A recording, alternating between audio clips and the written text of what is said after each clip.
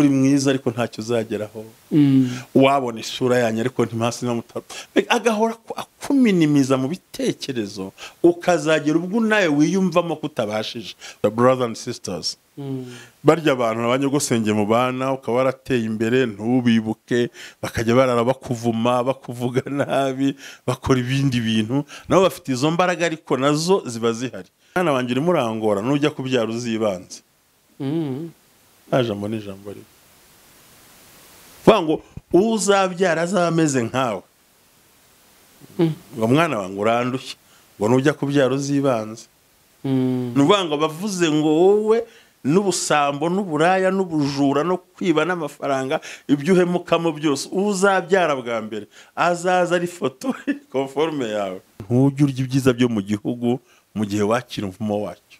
Izi byase wasambanya aho ngaho uri umuvumo ukuntu ugira imbaraga aho hantu ku babyeyi.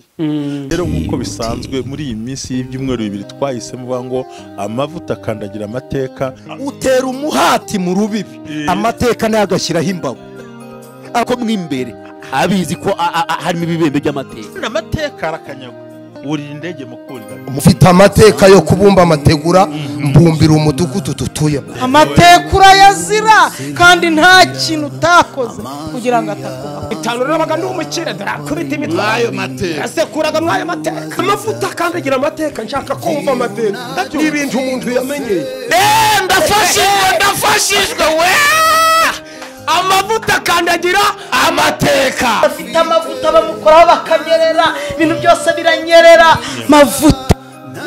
amavuta akandagira amateka yo kwasonanyo kubera ko amavuta y'Imana kuriho yakandagiye amateka. Yesu baga abantu bafata miliyoni nkumva n'intuza burya niho namenye ko amavuta akandagiraga amateka.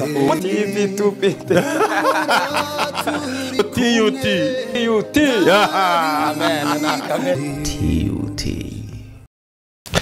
tubahaye ikaze reka tubaramutse mwese kuri tubagira nawe Ubwuzu TV. Hanyuma rero turi kumwe n'umushumba nk'uko mubibona. Mushumba mwaramutse neza murakomeye? mwaramutse Imana ibaho umugisha. Mwiriwe nanone kuba dukurikiye nyine ubwo bwamaze gucya abumva izo ndimi mwese mugira ibihe byiza. Tubahaye ikaze muri iki kiganiro. Turaza kugaruka ku ijambo umuvumo uyu munsi dushaka kuza gusobanura bigendeye ku bibazo abantu bagiye bibaza nyuma y'ibyigisho byagiye bitambuka kuri tubagira n'Ubwuzu TV. Umushumba yifuje kuza gusobanura rero icyo kintu. Hanyuma rero mbere yuko dutangira ikiganiro reka tubasabe gusenga kugira ngo Imana ibane natwe. Imana nyiri cyubahiro nyiri ubutware nyiri ubushobozi, Imana y'imbaraga, Imana ikomeye kandi Imana twemera, Imana twabonye, Imana igira neza, Imana y'imbaraga, Imana y'inyabushobozi.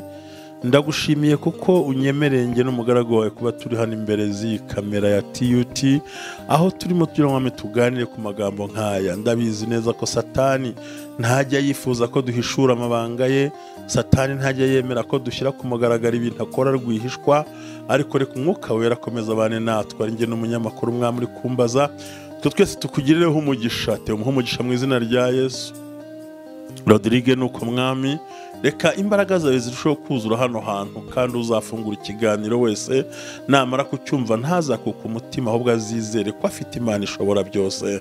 Mwanya tumara nawo se mwamutuzeho imbaraga zawe kubwa Yesu Kristo umwami wacu. Amen. Amen.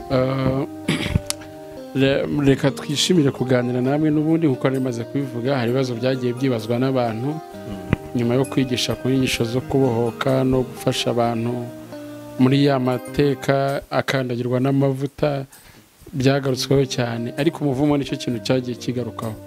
Duhere kuri icyo kibazo, si umuvumo ubaho ubundi ni iki?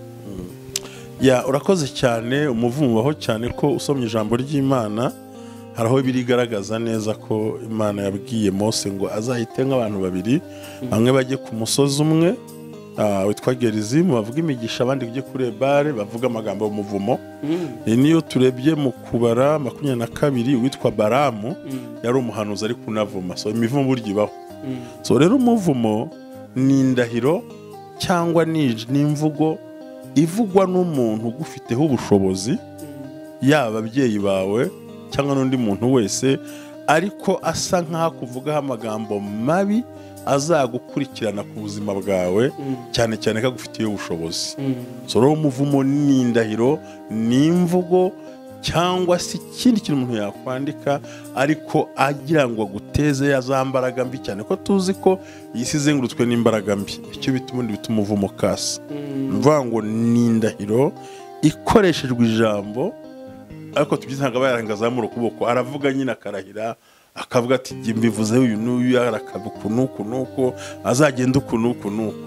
Bigakorwa n'umuntu akugambiriyeho ikibi kandi akivuze akwifuriza kuzahura n'ibibazo mu buzima bwawe bwose. Ari naho nawe biriya mu Giheburayo bavuga yuko umuvumo ari imbaraga z'amagambo. Ni Bibiliya y'Igiheburayo ubundi bavuga ko ari imvugo mbi z'amagambo cyangwa se ari imbaraga ndengakamere z'amagambo n'umuhamagaro w'ibyaha, w'ibyago n'amakuba n'ibindi bibi biba ku buzima bw'umuntu kugera ubwo arangiye.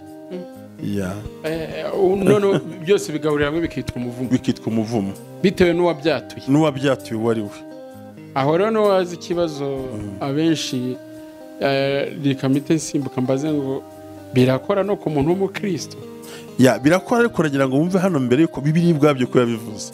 Bibiliya y'Igiheburayo ubwayo nashaka gusubiraho kano kantu bakumve, ariko mbere yuko dusimbukira ku bakristo hari ikintu hamwe yabanza gutekereza bakibaza, kuko benshi ntibemera ko imivumo inabaho, ariko tumaze kubigaragarizwa n'ijambo ry'Imana.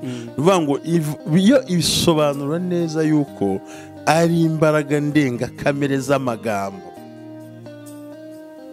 ibintu biri supernatural, ariko bigambiriye kwangiza, kunaniza, kugora umuntu.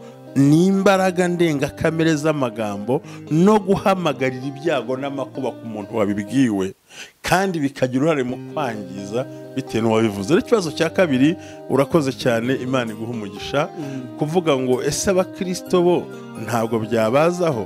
Cyane rwose, cyane rwose, cyane rwose. Ariko mbere yuko nza ku bakristo nashaka kugira ngo tubyumve cyane, nuko uwo muntu ukoresha imbaraga ndengakamere akenshi aba ari under authority of, ari munsi ya Satani, mbega abakoresha imbaraga za Satani.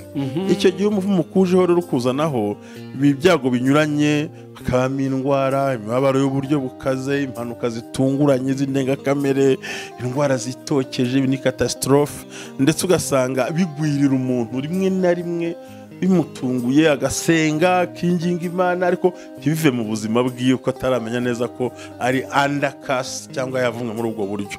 Ibyo rero tuvuze bigaragaza ko n'abakristo bagira izo mpanuka, bagira ibyo byago, ntabyara. Ni ukuvuga ngo kuba uri umukristo ntabwo bikubuza ko uba ufiteho amagambo watuweho n'abantu bafite ubushobozi.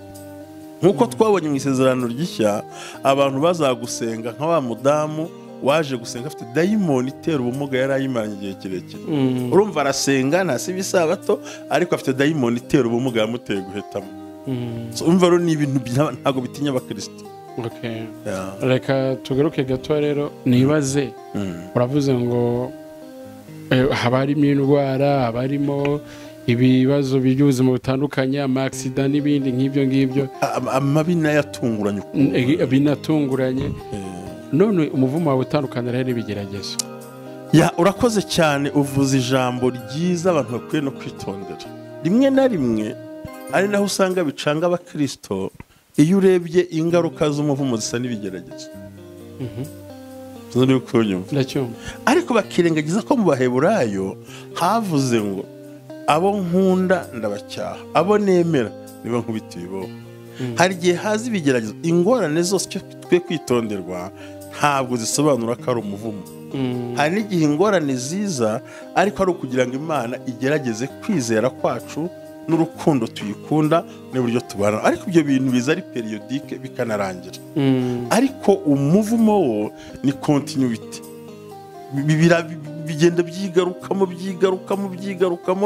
ariko ikigeragezo gishobora kuza ati once kikabaho nk'amezi 3 mu myaka 2 bibaho, ukakirangaza ko twemeranwe neza yuko cyo kigeragezo kiza kenshi kigira ngo kigerageze Imana ikakira kugira ngo kituzeho, Imana irebe urukundo. Ubundi biza ku bakristo abigambira ibintu nka bine byonyine gusa, cyambere n'urukundo dukunda Imana, imbaraga zo kwizera kwacu, buryo tubasha kwihanganira ibyo tuba mu bigeragezo n'uburyo duhamya Imana muri ibyo bintu.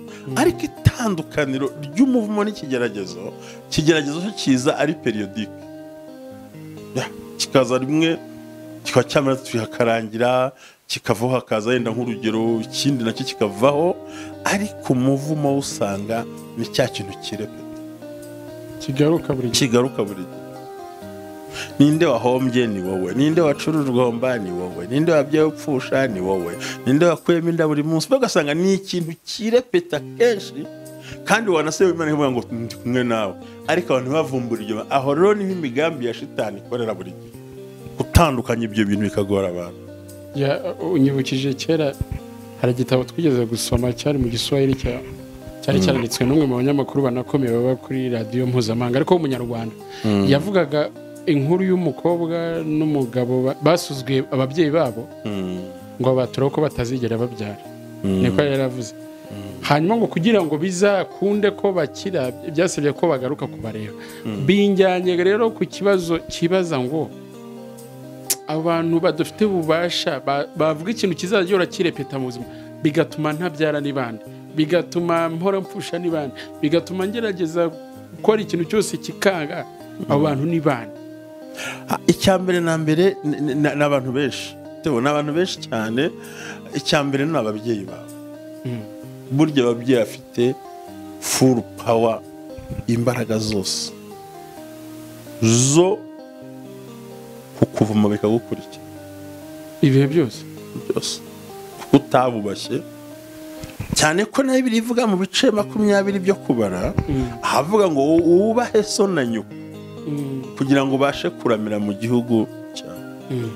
Abo bafite imbaraga zikuvuma cyane cyane iyo ari umuvumo ushingiye ku makosa babakoreye. Iyo bakurenganya ntabwo ibyo bikunda. Aho yavuze ngo bameze nk'ufata imbwa amatwi, niko Bibiliya yavuze.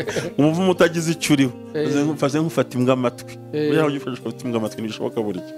Sobanura ngo akenshi ndaza kugeraho nza guhuza icyaha n'umuvumo buriya.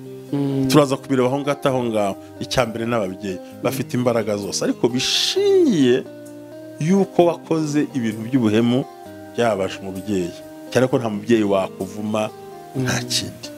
Ikindi amagambo uvugira imbere y'ababyeyi ukayavuga ati ibyo uvuze, nk'urugero kera ukavuga ati mwana wanjye urimo urangora, nujya kubyara uzibanze. Jambo n'ijambo rimwe vuga ngo uzabyara azaba ameze nkawe, ngo mwana wanjye urandushye, ngo nujya kubyara uzibanze. Nuvuga ngo bavuze ngo wowe n'ubusambo n'uburaya n'ubujura no kwiba n'amafaranga ibyo uhemukamo byose, uzabyara bwa mbere azaza ari foto conforme yawe, automatically biraba. Kabiri, hari imbaraga z'igihugu.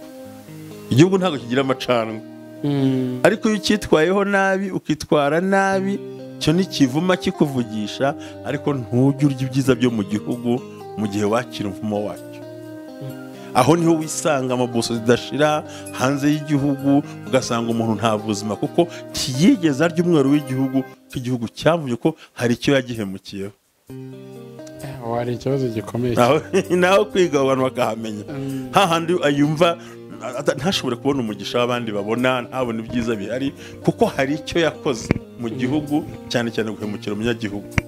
Hanyuma ikindi abandi bagufiteho uburenganzira kandi bunakomeye ni abayobozi b'amatorero, kuko nabo baragushumbye mu buryo bw'umwuka. Kabone nubwo yaba utamwemera, ariko iyo agushyingiye birafata, iyo akubatije biremera. Nubwo waba utamwemera, ariko ari hejuru yawe, afite akanwa ko kuvuga. Ari ugusanga abantu bazerera, ukabona umuntu ashobora kugiye kuzasa, yajya gupfa akabura idini rimushyingura, ko yavuye ahajya ahandi bamuzana. Iyo ni kese nzi navuga, ukagira ubwo ubura. Ndumva nibwira ko bimwe nawe ujye ubibona, wangara umuntu ngarakabura idini. Sobanura ngo umushumba wo mu mwuka, umuntu ugushumbye mu itorero, kabone nubwo waba utemera imico ye, ariko iyo azanye ifunguro nturyanga. iyo abwiye ngo mupfukame urapfukama abo nabo bifiteho imbaraga zijyanye ariko bakesha abo ngabo bigira urubyaro n'abana igihugu cyagira n'uruhare mu iterambere kabiri ni abavandimwe bawe the brothers and sisters barya abantu abanyogosenge mu bana ukaba warateye imbere ntubibuke bakajya barara bakuvuma bakuvuga nabi bakora ibindi bintu nabo bafite izo mbaraga ariko nazo ziba zihari ikindi abantu ukwiye kumenya naho ze nibaza nsoma ndebe umuhanga wabisobanuye kurya kuntu babwira abana ku ishuri ngo uri mwiza ariko nta bwenge ugira ngo uzapfa udatsinze kuko burya kenshi satani anyura muri ka kanwa barya abarimu batubwirira abana nabi ngo dore urwo rutwe rwe rurimo amazi kuko afite icyo kumushyiramo aho kukimushyiramo mushyizemo ikindi niba afite imbaraga zikwinjizamo ubwenge bukaza ukaba uri uyu munsi wa none yatakwinjizamo n'ibindi bintu birakuzaho aha ariyo mpamvu ngomba kugira inama ababyeyi batwumva cyane cyane ababyeyi batwumva mu idini umuntu asengeramo ntibakemere ko umwana asohoka batamwatuye amagambo y'umugisha kandi ntibakemere ko umwana bamuha gukaraba ngo ajye muri dushe batongeye kumwatura amagambo y'umugisha niyo nzira yo kuba muri ubwo buryo abo rero bafiteho ubushobozi kubera icyo ugarutse aho hantu habiri yewe ni uko abantu bataha agaciro uvuze dushe ukavuga no mu rusengero uravuze ngo ntakinjire muri shuri cyangwa ntakasohoke mu rugo agiye ku ishuri batabanje kumubwira ati mwana wanjye Imana iguha umugisha ni ukuntu kumenya ikirere umwana agiyemo impamvu bivuze uburyo bw'abarimu n'abandi bafite ubushobozi mu bijyanye n'ubwenge bw'umuntu aho yakagushyizemo ubwenge we si umuvumo akoresha umunwa ngo uze nk'umuvumo waguhitana ahubwo mu mutwe w'umwana arimo aramubwira ko ntacyo ashoboye aho kumushyiramo math aho kumushyiramo science aramubwira ngo afite urutwe rw'ubusa nta kindi cyajyamo deje urumva ni umuvumo ariko udasa na wa wundi w'ababyeyi ahubwo ni uburyo mwarimu arimo atoza umwana ko ntacyo azapfa amaze noneho bikiyubakamo satani akagendera muri uwo murongo nibwo uzasoma ngo ariko ugiye ngo ndi mwiza ariko ntacyo maze batuwabona urutwe rwe kuntu usa ntacyo maze wowe uzajya gukora iki n'iki ugasanga kugira ngo afate ya time yo kumwinjiza nk'ibizamugirira akamaro ahubwo arimo aramwinjiza nk'amagambo y'umuvumo ariko mu buryo umwana adasobanukirwa ati ubundi wowe wakukora n'iki nibwo buryo nashaka kuvuga tubona rero reka gato ngaruke kuri bari abantu Mose yabwiye kujya kuvuga imigisha n'imivumo nubwo wenda tutari ubyinjiremo yavuze iyo usomye mu gutegeka kwa 2:27 usanga havuga ngo azaba ari bo bahagarikwa ku musozi wa Gerizimu no kwifuriza abantu umugisha nimumara kwambuka Yorodani ab'imiryango ya Simiyoni na Lewi na Yuda na Isakari na Yosefu na Benyamini ariko agera 13 aravuga ngo kandi abazaba ari bo bahagarikwa ku musozi wa Ebali no kuvuga umuvumo ab'imiryango ya Rubeni na Gadi na Asheri na Zebuloni ndetse na Dani no kwa Nafutali ndashaka kugaruka gato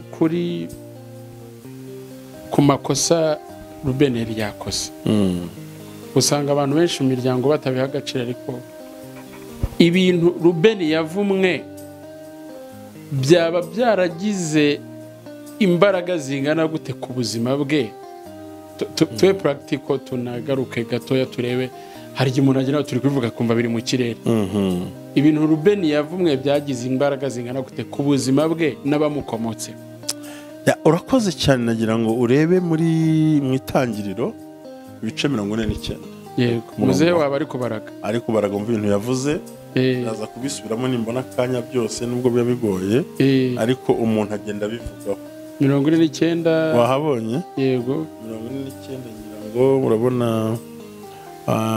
nukubara nahuye kubara cyangwa n'itangiriro 49 Simiyoni Rubeni avugaho guhera ku murongo wa 3 haravuga ngo Rubeni uri imfura yanjye n'imbaraga zanjye wo gushobora kubyara kwanjye kwatangiriye urushaho icyubahiro urushaho no gukomera ariko uri nk'amazi kuko adahama hamwe, ntuzabona ubutware kuko uri uburiri bwa so, niho wahumanirije, niho wabuhumanije.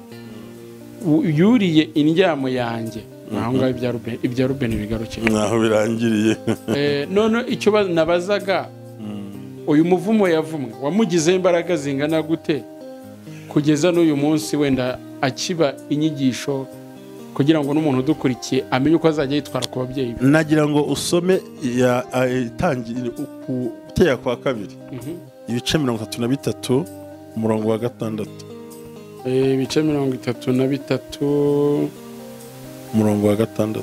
Yego, umurongo wa 6 baravuga ngo Rubeni abeho ye gupfa, ariko abantu be babe bake. Uramurabyumva nuko umwanya tawubonye ngo nkwereke yuko atanahawe 8, yahawe 8 wo hakuno ya Yorodani. We ntiyageze mu gihugu, barinze kumuha imiryango kugira ngo agwire. Urumva umubyeyi yamenye icyo Rubeni yakoze, ariko nk'umubyeyi akibika mu mutima, aramwihorera, amugurira imyenda nk'abandi. Yewe mu bantu batumye Yosefu adapfa, Rubeni arimo. Yaramuvuganiye byo, ariko ari andakasi. Noneho ku munsi wo gutanga umugisha, ndagira ngo ibintu byumve, bari bamaze imyaka ngo itarenga nka 90 mu gihugu cya Egiputa. Navuga ati bana banjye muze mbahesha umugisha. Araza ati Rubeni uri ifura, uri n'umunyembaraga pe, urushaho no gukomera, uranakomeye, ni nawe muntu wa mbere kubyara byagaragayeho. Ariko ntuzahama, uzahora uzerera nk'amazi. Urumva amuvuzeho ijambo. Iyo ukurikiye izo kasi zose ngiye kuzikubwira, uzasanga nka ba Yuda bari bakeneye muri ntuze muri Leya, bafite ubuvuze ubutware. Kubura na Lewi nande nabo hari ko yabavumyeho kandi nabo ntibakiriho, uziko iby'ubutambye byabananiye burya. Kuko bahemukiye abantu basamarije mushiki wabo byibuke. Avuga ati wewe ngo bwiza bwanjye ntukajyane nabo. None nagira ngo mve bano bantu ni nabo bahagaze ku musozi wo kuvuga umuvumo, kuko nta munyamugisha uvuga umuvumo, umunyavumo uvuga n'ubundi buri gihe. Noneho urumva iyo ugiye kureba umwana witwa Mose, wabonetse, kuko abakurikira Bibiliya babyumve, biritubwira ko Imana yabwiye Aburahamu, iramubwira ngo mbonye ko ubwoko bwawe buzamara imyaka 100 mu gihugu cy'amahanga, abazavayo n'ubuvivi bw'abagiyeyo. Urumva Mose nk'uwavuyeyo n'ubuvivi bw'abari baragiyeyo, ariko agiye gutanga kwesha uyu mugisha, kandi bivugwa ntiyarahari. Arabwira ngo Rubeni abeho, ariko abe ntibakagwire. Hashize imyaka irenga 400, ariko umuvumo uracyapendinga mu kirere. Ariyo mpamvu abana bagenda mu batabizi. Rubeni uyu nguyu ari mu muryango wazimye mbere y'indi yose. No umunyembaraga, mu gikundiro n'ifura, ariko azahora azerera nk'amazi. Cyuzasama naticara ahantu hamwe. Hanyuma Yakobo Mose agiye gupfa hejuru y'imyaka 400 na urafata 430, wongereho 40 mu butayu, baragiye tasohoka mu butayu byibuke. Aragaruka ngo Rubeni abeho ntagapfa, ariko abe ntibakagire gute. Urumva ko umwaka umuvumo wambukiranya amasiyekere, nuvuga ngo yaramukurikiranye, warapfa aragenda, abana be barapfa baragenda, abuzukuru barapfa baragenda, abuzukuruza barapfa baragenda, ubuvivi buragaruka mu myaka ibisekuru 4 byose rya jambo rigarukaho. Uze kureba yahawe 8 wo hakuno ya Yorodani, ntibagezeyo. Kandi bari bapfa mbere ko nta butware bagize, bazize ibyase wasambanya aho ngaho. Urumuvumo ukuntu ugira imbaraga aho hantu ku babyeyi. Noneho ugiye kureba mu minani yatanze, 8 wa Rubeni basabye ko bamwongera indi muryango, ngo bamwongeho abayozefu ko bari bake, bazabona ntibakagwire. Urumva umuvumo ugira izo mbaraga ukafekita. Buriya akenshi nubwo tuba dusenga, uzasanga nicyo bita ngo abantu benshi tuba dufite za kasi zo operatinga against kuri twebwe. imivumo myinshi izenguruka wowe yabo bose izenguruka ari abantu bazabisanga mu kwa 2029 24 bashaka yabireba abaroma 18:2 yabisangayo abagarati 3:23 naho babisangayo ibyo byose ni amagambo yerekana kumva umubuhari ugira ingaruka ro mu ruhererekane kuzagera ubwo umuntu abisobanukirwa hari igihe usanga umuntu w'uyu munsi yibaza kuki ncuruza ntibizi kuki nkoresha uko ushoboye kwa muganga ngo nta kibazo muzabyara hari n'uwifuza atari ko abajugunya abana muri tuwarete babanyihereye ko nababuze kandi ntiyabuze icyo abaha afite ikintu cyose ariko byaranze muri ubwo buryo so ugasanga ni uruhererekane ariko rutazi iyo rwakomotse iyo kure ariyo mpamvu abantu baba bakeneye gusobanukirwa ibyo bintu byaravuye ku banyirasenge ko abanyina wabo abantu batubwira tukiri abana ngo nibura byibuka tukiri abana ngo mugabo wanjye kandi uri agahinja ngo ngwino ndazi kandi ni nyokuru ubwo namara gupfa kera abadayimoni bakwata kujya urana nabo barya abantu bose basambana n'abadayimoni nijoro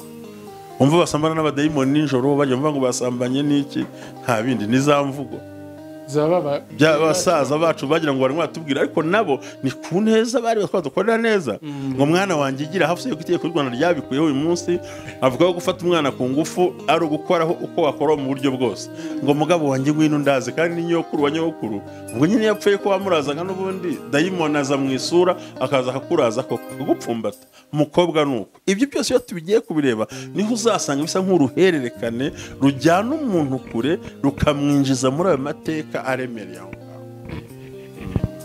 navuga rero ngo twigeze gukomoza ku buryo bw'abakristo umukristo avuga ati genda icyaremwe gishya umuvumo ntiwangiraho ubutware nubwo twabaye nk'abikusobanura ariko ndagira ngo mwitse ko turi mu isezerano rishya hari n'abavuga ati ibyo uri kuvuga nibyo mu isezerano rya kera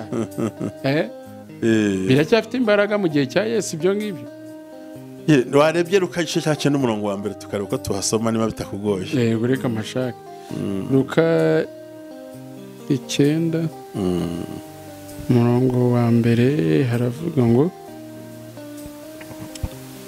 ahamagara abigishwa be 12 arabateranya abaha ubushobozi n'ubutware bwo gutegeka abadayimoni bose no gukiza indwara abatuma kubwiriza abantu niyo bagarukira aho ngaho kuki yabahamagaye akabanza kubaha ubushobozi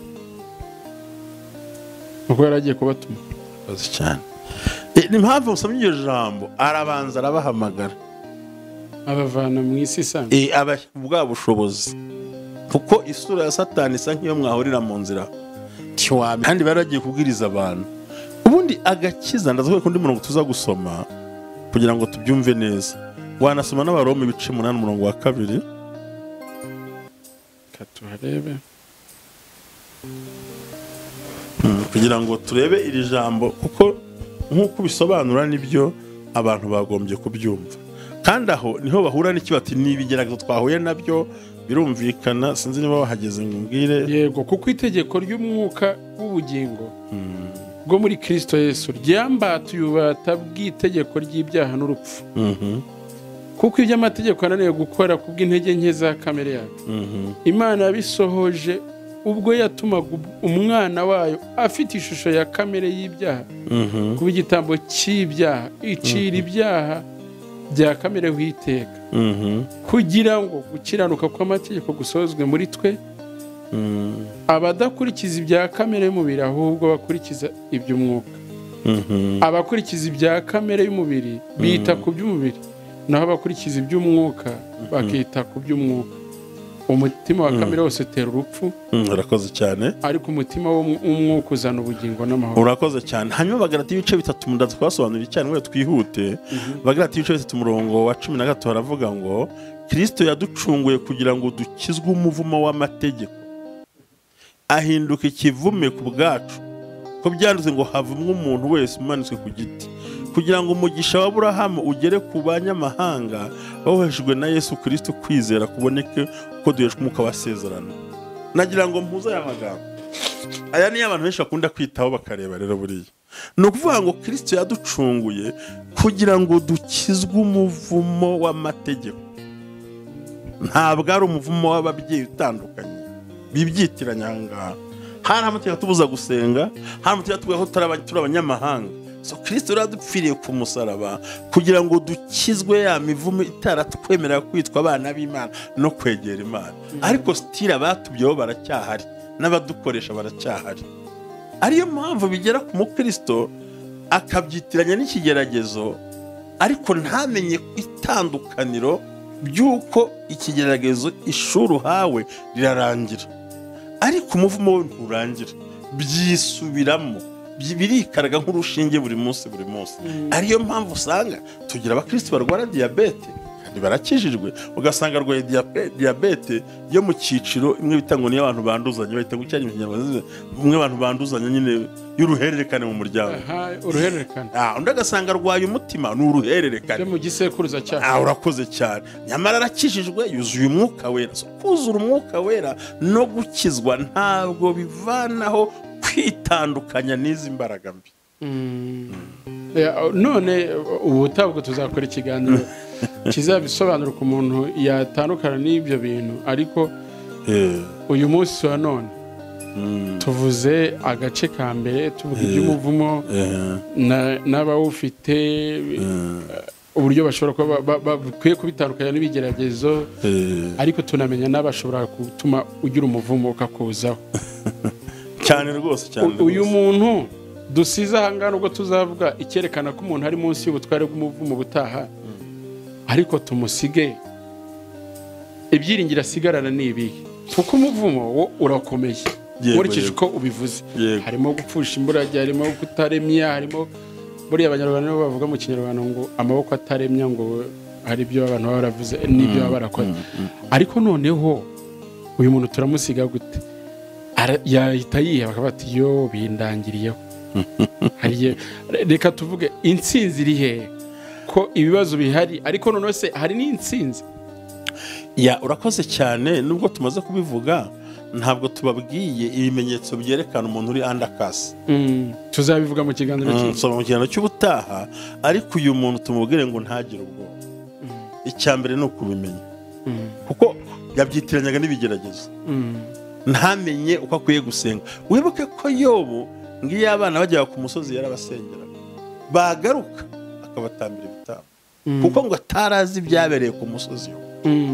Hari uburyo bw'umuvumo w'akanwa twabonye ko ari ibintu abantu barahira bakavuga, ariko hakaba n'igihe hari abantu bo bakoresha umuvumo w'ubwenge, bahora bakumvisha ko ntacyo ushoboye, uri mwiza ariko ntacyo uzageraho, wabona isura yanyu ariko ntimasi n'amutaro, agahora akuminimiza mu bitekerezo, ukazagera ubwo nawe wiyumvamo kutabashije. Uyu muntu no gukurikiranye TUT cyangwa tumuhumuriza. Icya mbere ni ukubimenya, icya kabiri ni ukumenya ibyo urwana nabyo, gatatu Yesu wadupfiriye ku musaraba ntiyanatubuza kudukura hino karande twamaze kuyisobanukira, kuko niba ari ibintu bya karande wowe ukabyitiranya n'ikigeragezo wabivanze. Niba ari ibigeragezo, niba ari dukasubiramo neza, niba ari ibigeragezo ukabyitiranya na karande, niho twabisomye, uri no gusenga urasenga nabi. Bivuga ngo bisaba kumenya ngo uri murivuza indwara utarwaye. Urakoze cyane. Hari umuntu uvuga ati ndwaye umutwe, amwe babwiye ngo urwaye umutwe tubashakira ahandi hantu, kuko umutwe ni ukerekana ko utari muzima ubundi. Aho rero bituma iyo umaze kubisobanukirwa, ahasigaye ntibagire ubwoba, Kristo arahari n'abantu b'Imana barahari. Amen. Gusa nse nkubabwira ngo hari uburyo tuzabikoramo, bazirikane ngo imvugo ikorwaho n'indi mvugo, indahiro ikorwaho n'indi. Ni ibintu byoroshye, ibyo tuzabigarukaho, ndibwira ko bazabyumva kurutaho rwose. Kandi ndagushimira pe, ndumva ari ubwo buryo twabisobanura, ntibagire umutima uhagaze, yabisobanukiwe, amenye ngo cyitonderwa, cyitonderwa pe.